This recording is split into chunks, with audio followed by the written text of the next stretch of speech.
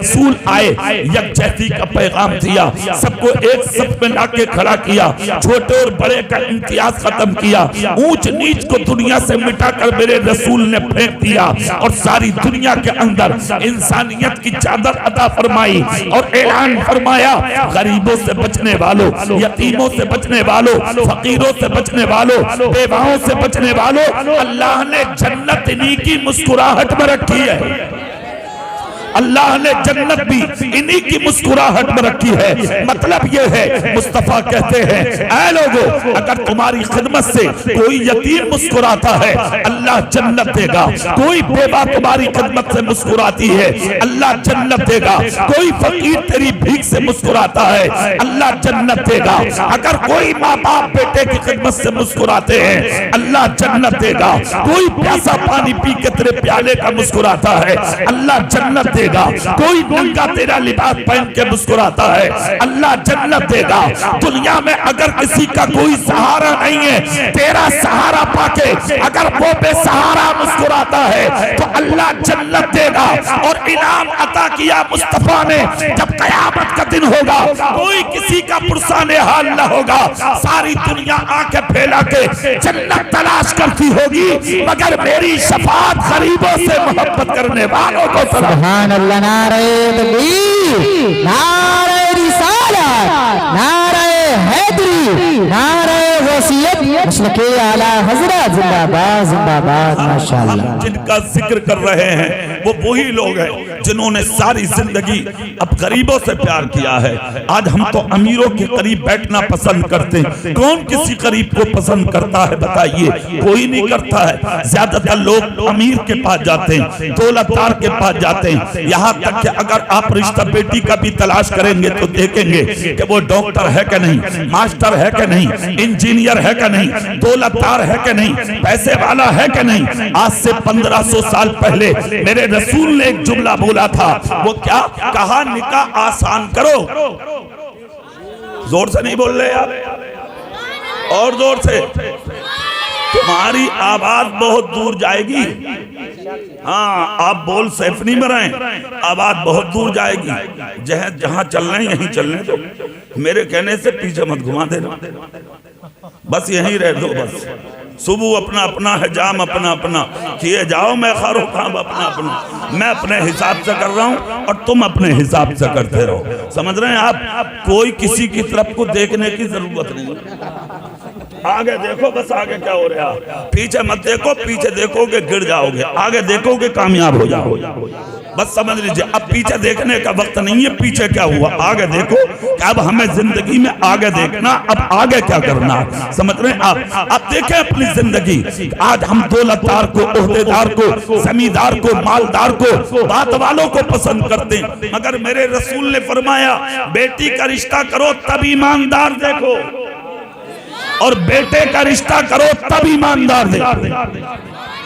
سمجھ رہے ہیں آپ؟ دونوں کے رشتے میں ایمانداری ضروری ہے۔ اگر دنیا کے اندر مالداری سب کچھ ہوتی تو بہت بڑے باپ اور بہت بڑے انسان تھے حضرت شیخ ابو صالح موسیٰ جنگی دوست، جنہوں نے ایک پھل کے کھانے سے جو اٹھا کے کھایا تھا 6 مہینے تک باغ میں رکھوالی تو کر دی تھی، واپس آ جاتے، کام مکمل ہو جاتا۔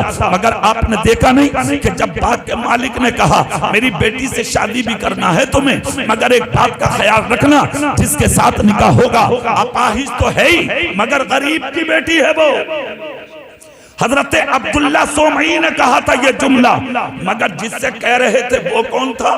سبحان اللہ بولو، میں بتاتا ہوں۔ وہ تھا دنیا کا لیڈر آدمی، دنیا کا لیڈر آدمی، کامیاب آدمی، صالح آدمی، اپنی جگہ مسلم آدمی، اللہ کی بارگاہ کا مقبول آدمی، مصطفیٰ کی بارگاہ کا چنیدہ آدمی۔ اور کیسا انسان؟ اللہ اللہ، جو دنیا میں اللہ سے ڈر لے پھر وہ کسی سے ڈرتا نہیں ہے۔ ہاں آج ہمارے اور آپ کے دلوں میں جو خوف ہے نا وہ صرف اس لیے ہے کہ ہمارے دل میں اللہ کا خوف نہیں ہے۔ جن کے دل اللہ کے خوف سے بھرے ہوئے ہیں پھر ان کے دل میں خوف کہیں سے داخل ہوتا ہی نہیں۔ ہمارے دلوں میں خوف اس لیے داخل ہوتا کہ ابھی گنجائش ہے، کاش میرا دل اللہ کے خوف سے بھر جاتا تو پھر خوف نہیں ہوتا۔ آپ کہیں گے لیڈر لوگ کون ہوتے ہیں جن کے دل میں خدا کا خوف ہوتا؟ میں بتاتا ہوں آپ کو، یہی جو نام میں آپ کو لے رہا ہوں، نام حضرت شیخ ابو صالح موسیٰ جنگی دوست۔ کیسے لیڈر ہیں؟ اس زمانے میں جیلان کے علاقے کا جو بادشاہ تھا بہت بڑا شرابی تھا، بہت بڑا مکار تھا۔ اس کے فوجی شراب کے مٹکے اپنے سروں پہ صبح صبح لے کے جا رہے ہیں۔ حضرت شیخ ابو صالح مصلی سے عبادت کر کے اٹھے، آپ نے جب مٹکے جاتے دیکھے، ہاتھ میں لاٹھی لی، قریب آئے، آ کر کہا مٹکوں میں کیا ہے؟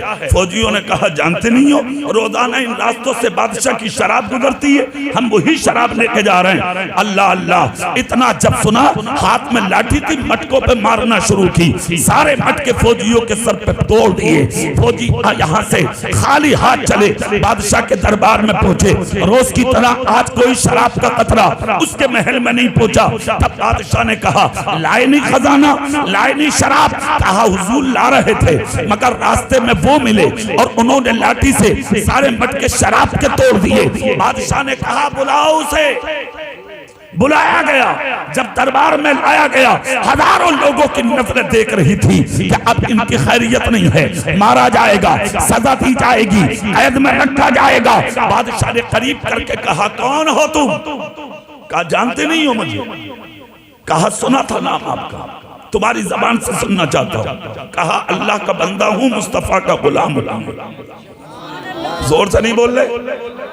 اتنا جب کہا بادشاہ نے کہا میں جاننا چاہتا ہوں شراب کے مٹکے ہمارے تھے، خبر تھی؟ کہا بالکل۔ فوجی ہمارے تھے، خبر تھی؟ کہا بالکل۔ پھر اس کے باوجود تم نے مٹکے توڑے کیوں؟ کیا تمہیں ڈر نہیں لگا؟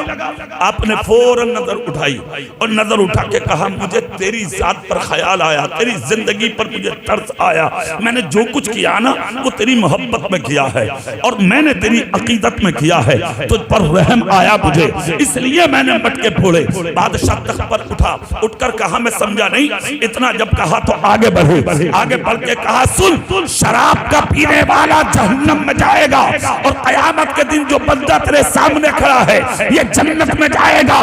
میری غیرت ایمانی یہ کیسے گوارا کرے گی کہ میں جنت میں جاؤں اور تو جہنم میں جائے؟ میں چاہتا ہوں کہ تو شراب چھوڑ دے تاکہ تیرا ہاتھ پکڑ کے میں تجھے جنت میں لے۔ سبحان اللہ، نعرہ تکبیر، نعرہ رسالت، نعرہ غوثیت، زندہ باد زندہ باد، سبحان اللہ۔ یہ ہے وہ پردے قلندر، کتنا قیمتی آدمی، لیڈر آدمی جس کے دل میں خوف خدا، مصطفیٰ کی بارگاہ کا بھی مقبول۔ مگر جب شادی کا وقت آیا تو خسر نے ایک جملہ بولا میری بیٹی اپاہج ہے، دوسری بات غریب کی بیٹی ہے، کیا قبول کرو گے؟ اللہ اللہ، کتنا بڑا انسان ہے، کیا نہیں مل جاتا ان کو جہیز میں؟ مگر صرف ایک جملہ بولا کہ مجھے دنیا کی سزا گوارا ہے، آخرت کی برداشت نہیں۔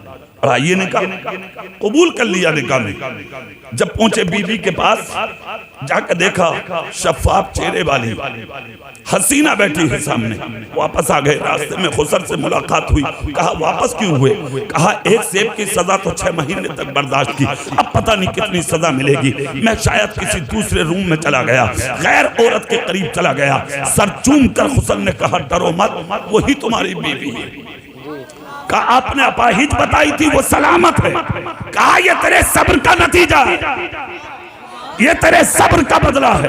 اللہ اللہ، سنیے آپ، بیوی ایسی کنیز فاطمہ، نام ہے فاطمہ ام الخیر، اور یہ ایسے کہ جنہوں نے صرف ایک پل کی سزا 6 مہینے تک برداشت کی۔